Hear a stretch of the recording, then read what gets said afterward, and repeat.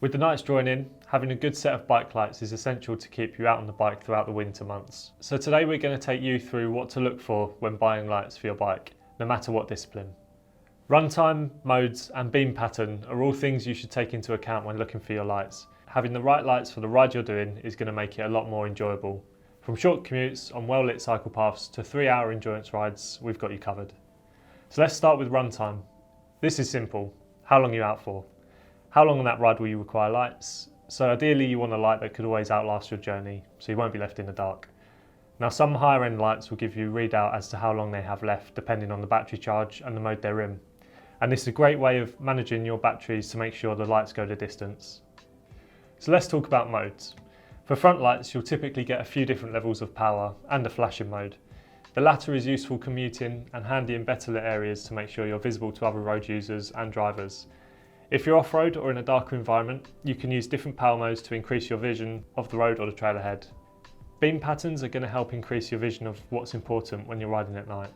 If you're a trail rider with different line choices and technical features to navigate, then a wider beam pattern is going to help you massively.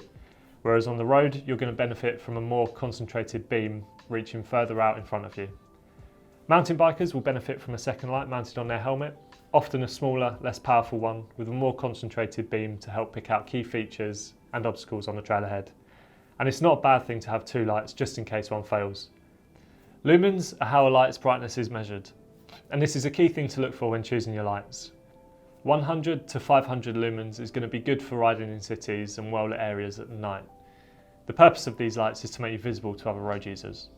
Upwards of 500 lumens and you're going to be lighting up the road ahead, increasing your visibility. 1000 plus and you can think about riding more technical roads or even heading off-road. It's important to understand that beam patterns also going to affect how bright the light appears, with a wide spread appearing less bright than a concentrated beam. Rear lights are less complicated. You typically find that almost one light fits all. This is about you being seen, but it's again important to consider runtime and brightness depending on the environments you ride in. It's worth spending some extra money on a durable, weather-sealed rear light if you ride in poor conditions. Charging is going to be a key factor, especially if you commute and need to charge your lights during the day, or if you're doing a multi-day ride and need to keep the batteries topped up.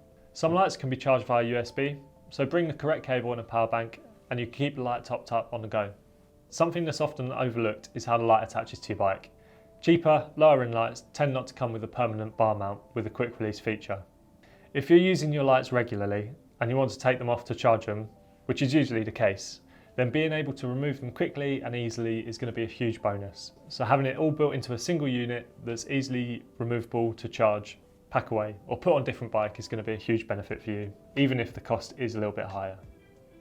Considering the UK's winters are typically wet and pretty unforgiving, you're going to want to make sure you can buy a light that can deal with the cold, wet and mud of a typical UK winter. IP ratings are a great way to see how resistant your light is to the conditions. Again, depending on the type of cycling you do, depends on what you might look for. A higher IP rating being much better for wetter, muddy mountain bike rides, and a lower IP rating better suited to fair weather commutes. So that's all you need to know about bike lights. If you've got any questions, then feel free to drop us a message or pop into your local Rutland store to find the right light for you. Don't forget to leave a like down below and subscribe to Rutland Cycling for more cycling content.